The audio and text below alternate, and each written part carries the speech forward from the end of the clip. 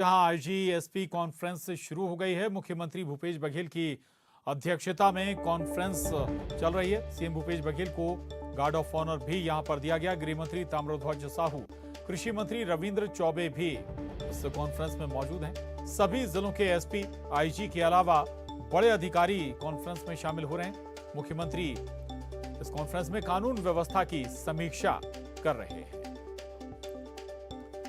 देवव्रत हमारे साथ जुड़ गए हैं और जानकारी के साथ। देवव्रत, कानून व्यवस्था की समीक्षा ये रूटीन समीक्षा है या फिर हमने देखा है कि हाल फिलहाल में कुछ ऐसे मामले आए सामने जिसके बाद समीक्षा जरूरी भी हो जाती है? देवव्रत।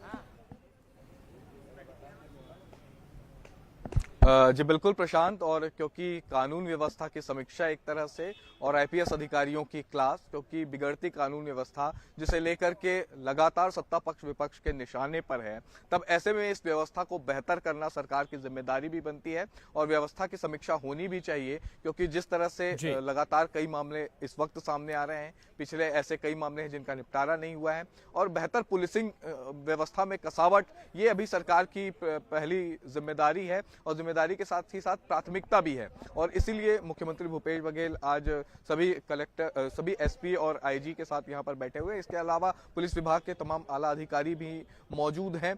जिस तरह से जो जानकारी मिली है, सभी जिलों से तकरीबन 23 बिंदुओं में जानकारियां मंगाई गई थी कि किस तरह से अपराध के मामले उस जिले में आ रहे हैं, पिछले 10 सालों के दौरान किस तरह की घटनाएं घटित हुई है, उन मामलों का क्या निपटारा हुआ, पुलिस की कार्रवाई किस तरह से रही। तो इन तमाम चीजों की जो समीक्षा है वो इस बैठक में होने जा रही है। और खासकर कई ऐसे अभी अहम मुद्दे हैं, क्योंकि हाल ही में जो कवर्धा की घटना हुई, सांप्रदायिक हिंसा का माहौल बना। इसके अलावा पत्थल गांव की घटना है जहां पर जो है गाड़ी ने लोगों को कुचला और उसके बाद मॉब लिंचिंग जैसे हालात बन गए। तो वो कम्युनिटी पुलिसिंग के साथ साथ बेहतर पुलिसिंग की व्यवस्था किस तरह से हो, इसे लेकर के पूरी ये यहाँ पर समीक्षा बैठक की जा रही है। इसके अलावा यातायात हो गया और साथ ही साथ जो अनुसूचित जाति जनजाति के संबंधित मामले हैं, इन तमाम मामलों में भी पुलिस की किस तरह की रिपोर्टिंग है, क्या पुलिस सही तरीके से इन मामलों की मॉनिटरिंग कर रही है, नहीं कर रही है, महिलाओं के प्रति बढ़ते अपराध हैं। और एक अहम मामला है, यह है तस्करी का,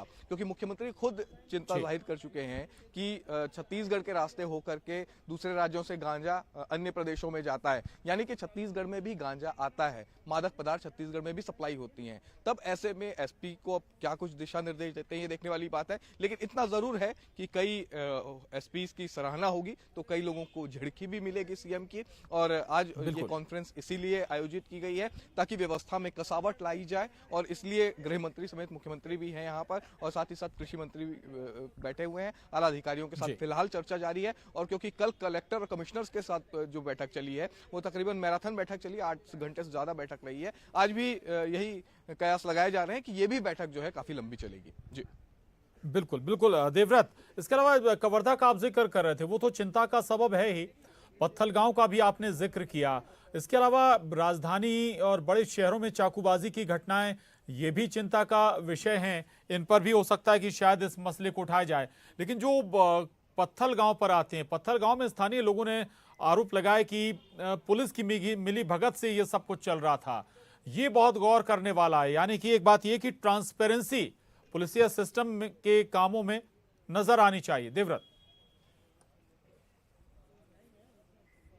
निश्चित तौर पे ट्रांसपेरेंसी होनी चाहिए, और अब जब कई मसलों पर आरोप सीधे पुलिस पर लगे तब जनता क्या करे। और यही चीजें पत्थलगांव में हुई, जहां पर एसआई के ऊपर यह आरोप लगता है कि पुलिस की मिली भगत की वजह से ही गांजा तस्करों के हौसले बुलंद हुए। और इन चीजों को मॉनिटर करना जिले के एसपी का काम होता है, वहां के एसपी का काम होता है, तमाम अधिकारियों का काम होता है। और जब अधिकारी बेहतर तरीके से काम न करे, उसका नतीजा ये निकलता है कि पुलिस की ही मिली भगत से ये काम होता है। और पुलिस फिर आम जनता भरोसा किस पर करे। और क्योंकि सरकार की ये जिम्मेदारी है कि बेहतर व्यवस्था सरकार की तरफ से हो, पुलिस की बेहतर व्यवस्था और सुरक्षा लोगों को बेहतर तरीके से मिले, जो तस्करी वगैरह चल रही है इस पर रोक लगे। और अभी फिलहाल राजधानी रायपुर की स्थिति आपको बता दूं कि यहाँ पर चाकू लहराना बेहद आम बात हो गई है। तब जब राजधानी में ये स्थिति है, तब आप अंदाजा लगाइए कि प्रदेश के बाकी जिलों में पुलिसिंग कितनी बेहतर होगी। तो व्यवस्था में कसावट लाना बहुत जरूरी है इस वक्त छत्तीसगढ़ में, और इन्हीं व्यवस्थाओं पर इस वक्त मंथन चल रहा है।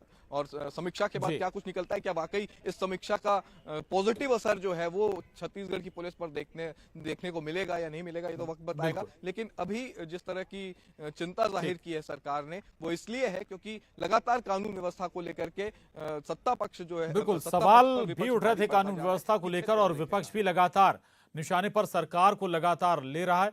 शुक्रिया आपका देवव्रत इस पूरी जानकारी के लिए। लेकिन एक और मसला है जो अक्सर उठता है लोगों के जहन में, छवि का मसला। पुलिस प्रशासन की छवि को लेकर अक्सर लोगों के जहन में जो तस्वीर उभरती है वो बहुत अच्छी नहीं है। इसे भी सुधारना एक चुनौती होगी। अमूमन जो शुरुआती तस्वीर बनती है आम जनता के जहन में पुलिस को लेकर, वो भ्रष्टाचार और आम जनता को परेशान करने वाली।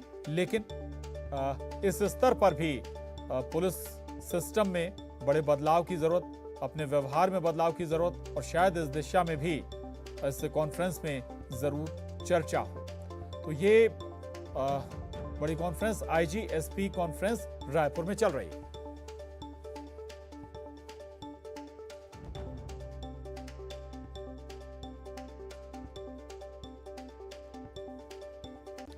और इसके साथ ही इस बुलेटिन में बस इतना ही। आखिर